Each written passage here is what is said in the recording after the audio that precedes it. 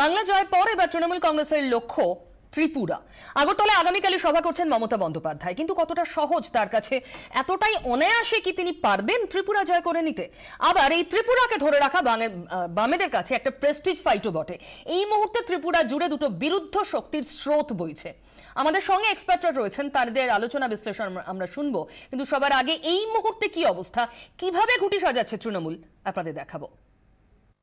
আমার দৃঢ় বিশ্বাস আগামী নির্বাচনে ত্রিপুরায় তৃণমূল কংগ্রেসের সরকার হবে। আমি নিজেও 9 আগস্ট ত্রিপুরায় যাব। ত্রিপুরাতেও আমরা উন্নয়নের কাজ করতে চাই। নেত্রীর নির্দেশে ত্রিপুরায় মাটি কামড়ে পড়ে থেকে সংগঠন বাড়াচ্ছেন মুকুল রায়। কংগ্রেসের 10 বিধায়কের মধ্যে 6 জনই ঘাসফুলে যোগ দেয়া এখন তৃণমূলই কার্যত রাজ্যের প্রধান বিরোধী দল। জমি তৈরি হওয়ার পর এবার আগরতলায় মমতা বন্দ্যোপাধ্যায়, মঙ্গলবার আস্তাবল মাঠে তার জনসভা। ত্রিপুরার মানুষ পরিবর্তন চাইছে, তারা পাশের রাজ্য বাংলা দেখছে যে 5 বছরে একটা রাজ্য কি হতে পারে। তারা দেখতে পাচ্ছে যে 5 বছরে একটা রাজ্য কোন জায়গায় পৌঁছতে পারে, আর 23 বছরে একটা রাজ্য কোন জায়গায় আছে। 2018 ত্রিপুরায় বিধানসভা নির্বাচন। মঙ্গলবারের জনসভা থেকেই রাজ্যের তৃণমূলের প্রচার শুরু করে দিচ্ছেন মমতা বন্দ্যোপাধ্যায়। তার সভার আগে আগরতলার পথঘাট ছেয়ে গেছে ঘাসফুলে। ত্রিপুরায় নির্বাচন আগামী সপ্তাহে বা আগামী মাসেও নেই, কিন্তু ত্রিপুরায় নেমেই কিন্তু রাজনৈতিক উত্তাপ বেশ বোঝা যাচ্ছে।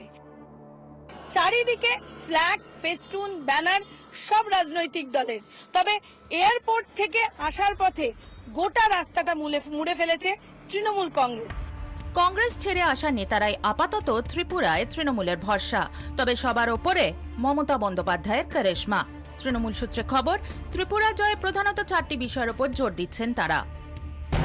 বাংলার 34 বছরের সঙ্গে ত্রিপুরার 25 বছরের বাম শাসনের তুলনা করে পরিবর্তনের ডাক। প্রতিষ্ঠান বিরোধিতার পালে হাওয়া দিয়ে অনুন্নয়ন দুর্নীতির ইস্যুতে লাগাতার প্রচার, এবং পশ্চিমবঙ্গে বিধানসভা ভোটে বাম কংগ্রেসের জোটের কথা ত্রিপুরার মানুষের কাছে আরো বেশি করে তুলে ধরা। মানিকবাবু অত্যন্ত চালাক প্রকৃতির মানুষ। কলকাতায় গিয়ে জোটের প্রার্থীর প্রচার করেন, আর ত্রিপুরায় এসে জানেন এটা দেবে না, তাই বলেন আমরা ছাগলের 3 নম্বর বাচ্চা। পালিট ব্যুরো থেকে বলুন না যে আমরা চাই না, জোট ভেঙে দিতে হবে। পারবেন? পারবে না।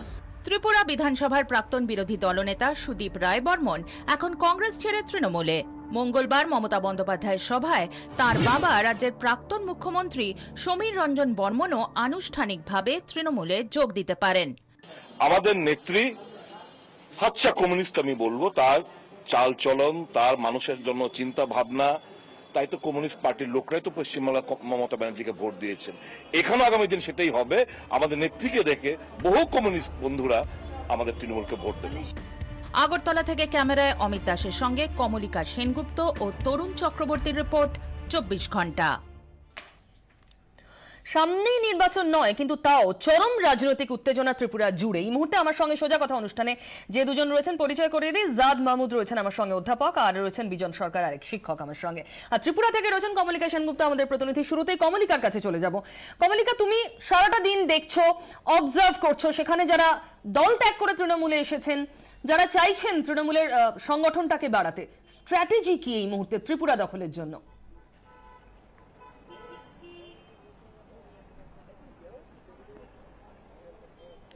দেখো, একটা মুখ্য জিনিস যেটা উঠে চলে আসছে সেটা হচ্ছে পশ্চিমবঙ্গের সঙ্গে ত্রিপুরার কোন কোন জায়গায় মিল রয়েছে, সেইটা তৃণমূল কংগ্রেস কিন্তু রিসার্চ করার চেষ্টা করেছে, এবং সেইখান থেকেই কিন্তু এই যে টার্গেট ত্রিপুরা, তার যে প্ল্যানিং, সেখান থেকেই এটা হয়েছে। অর্থাৎ ত্রিপুরার যে মানুষ, তারা কিন্তু চিরাচরিতভাবে বামপন্থায় বিশ্বাস করে, যেরকম পশ্চিমবঙ্গের মানুষও কিন্তু চিরাচরিতভাবে বামপন্থায় বিশ্বাস করে। সেখান থেকে বামপন্থাকে বামপন্থার মাধ্যমে কিভাবে ট্যাকল করা যায়, কিভাবে পরাস্ত করা যায়, সেই স্ট্র্যাটেজি কিন্তু একেবারে সাজানো হয়েছে এখানে। যদিও যারা দল থেকে ভেঙে এসে তৃণমূল কংগ্রেসে জয়েন করেছেন তারা প্রত্যেকেই কংগ্রেসের, সুদীপ রায় বর্মন আরো 5 জন যাদেরকে নিয়ে এসছেন, কিন্তু এখানে সাধারণ মানুষের মধ্যে মমতা বন্দ্যোপাধ্যায়ের যে মা মাটি মানুষ স্লোগান, এবং এখানেও যে স্লোগানটা দেওয়া হয়েছে যে অনেক ঝড় উঠবে এবং ঝড় উঠলেও আগামীকাল সবাই আস্তাবলের মাঠে যাবে, অর্থাৎ সাধারণ ভাষা, একেবারে কমন, একেবারে ক্যাজুয়াল অ্যাপ্রোচ এবং সাধারণ মানুষের কথা। যে মানে কমলিকা যা বাংলায় ঠিক একই কায়দা ত্রিপুরাতেও ফলো করতে চাইছে তৃণমূল কংগ্রেস।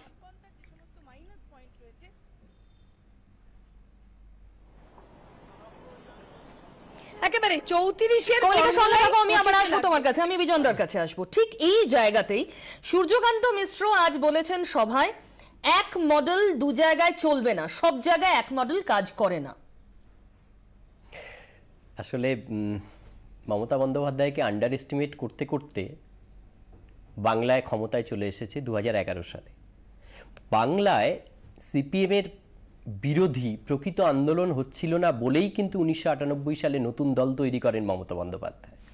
কংগ্রেস যে সিপিএমের বিরুদ্ধে প্রকৃত আন্দোলন চায় না, ঠিক সেই জায়গায় দাঁড়িয়ে সেখানকার ত্রিপুরা বিধানসভার 60টা আসনের মধ্যে একজন পদত্যাগ করলেন, সিপিএমে যোগদান করলেন, পরবর্তীকালে 3 জন কংগ্রেসে আছেন, 6 জন তৃণমূল কংগ্রেসে যোগদান করেছেন। সেখানকার 6 জন তৃণমূল কংগ্রেসের যোগদান করার ফলে 2/3 মেজরিটি তারা স্পিকারের কাছে আবেদন জানিয়েছেন বিরোধী দল হিসাবে তাদেরই করা। কিন্তু যেহেতু এখনো ঘোষিত নয়, এখনো কেন স্পিকার, মাননীয় স্পিকার সেটা দেননি, তার কারণ বাংলায় জোটটা তো রয়েইছে, যতটা পিছিয়ে দেওয়া যায়, এবং এটা যদি দেওয়া যায় তাহলে যদি একজনও শেষ পর্যন্ত চলে যায় তাহলে 2/3 না থাকলে বিরোধী দলের তকমাটা পাবে না তৃণমূল কংগ্রেস। ঠিক এই জায়গায় তো এখানে সাফল্যটা এসেছিল প্রকৃত সিপিএম বিরোধী, বাম বিরোধী আন্দোলন করার জন্য মমতা বন্দ্যোপাধ্যায়ের। ত্রিপুরাতে 23 বছর ধরে শাসন করছে। ঠিক এখানেই প্রশ্ন, আপনি 23 উচ্চারণ করলেন একদম ঠিক সময়। এখানে 34 বছরের অপশাসন, তার বিরুদ্ধে লড়ে মমতা ব্যানার্জি ক্ষমতায় এসেছেন। 23 বছর হলেও নিশ্চয়ই প্রতিষ্ঠান বিরোধিতা কিছু থাকেই, কিন্তু মানিক সরকারের বিরুদ্ধে ব্যাপক অর্থে সেই ধরনের অপশাসনের অভিযোগ কিন্তু আসেনি, অন্তত শোনা যায় না সেভাবে। তো এই জায়গাটা মনে হয় না কোথাও মানিক সরকারের প্লাস পয়েন্ট? মানিকবাবু, ব্যক্তি মানিকবাবু সম্পর্কে যতটা না শোনা যায়, তার মন্ত্রিসভায় যারা আছেন তাদের বিরুদ্ধে, আপনি বিজিতা নাথের কথা বলুন, তিনি চিটফান্ডের এজেন্ট একজন, তিনি রয়েছেন মন্ত্রিসভায়। তিনি কোন ডিপার্টমেন্টের মন্ত্রী? Social welfare and science and technology ডিপার্টমেন্টের। তার বিরুদ্ধে অভিযোগ ছিল, তিনি বলছেন যে আমি টাকা রেখেছি, আপনারা টাকা রাখুন। আচ্ছা, আপনি বলুন যে এখানে আমরা মাছ কিনছি কত টাকায়? এখানে লোকাল যে রুই কাতলা মাছ আমরা কিনছি 150 টাকা 200 টাকার মধ্যে, সেই মাছটা এখন ত্রিপুরাতে বিক্রি হচ্ছে 400-450 টাকা। মানে একেবারে 300 টাকায় এখন কালোবাজারে পেট্রোল বিক্রি হচ্ছে, যাতে মমতা বন্দ্যোপাধ্যায় সভা না করতে পারে, মানুষ যাতে যেতে না পারে। ইনকামবেন্সি একটা বড় ফ্যাক্টর। আমি বিজনবাবুর কথা শুনতে শুনতে ভাবছিলাম যে কাকে দিয়েছো রাজার পাট। চিটফান্ড নিয়ে কথা বলছেন পশ্চিমবঙ্গে, মমতা ব্যানার্জি বলবেন সারদা নারদা। শুনলাম আগের দিন দেখছিলাম যে কাউন্সিলরদের ক্লাস নেবেন কারা না, যারা হচ্ছে নারদায় সবার আগে ছবিতে যাদের দেখা গেছে টাকা নেওয়ার জন্য, তারাই ক্লাস নেবেন কি করে টাকা না নেওয়া হয়। বিষয়টা হচ্ছে না, বিষয়টা এত কিছুর পরেও মানুষ ঢেলে ভোটটা দিয়েছে। হ্যাঁ, দিয়েছেন তার কারণ হচ্ছে পশ্চিমবঙ্গের বাস্তবতায় মানুষ তৃণমূলকে বেছে নিয়েছে, কিন্তু ত্রিপুরার বাস্তবতা আলাদা। এই যে কথা হচ্ছে যে ত্রিপুরাকে নিয়ে, ত্রিপুরা হচ্ছে আমরা জানি নর্থ ইস্টের সমস্ত রাজ্যগুলো তারা হচ্ছে পাহাড়ি, শিল্প নেই, পিছিয়ে পড়া রাজ্যগুলো। সেই রাজ্যের মধ্যে মানিক সরকারের ব্যক্তিগত, যেটা আপনি বললেন একদম ঠিক, ভারতবর্ষের সবচেয়ে দরিদ্র মুখ্যমন্ত্রী, মানিক সরকার বাদ দিয়ে ত্রিপুরাতে বাম সরকারের ক্রেডিট কি দেখুন।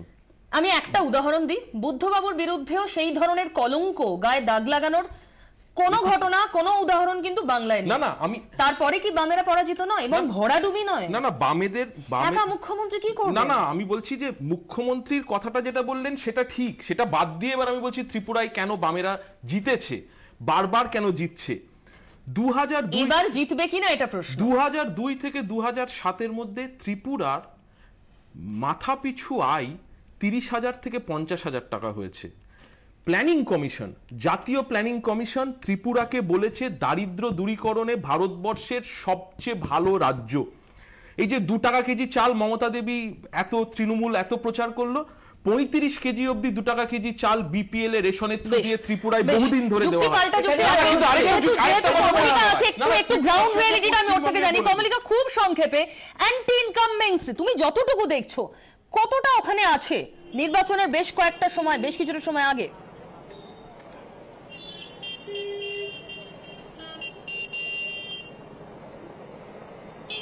দেখো, জাত যেরকম বলছিল যে পরিসংখ্যানের নিরিখে কিন্তু বেশ কিছু জায়গায় ত্রিপুরা এগিয়ে।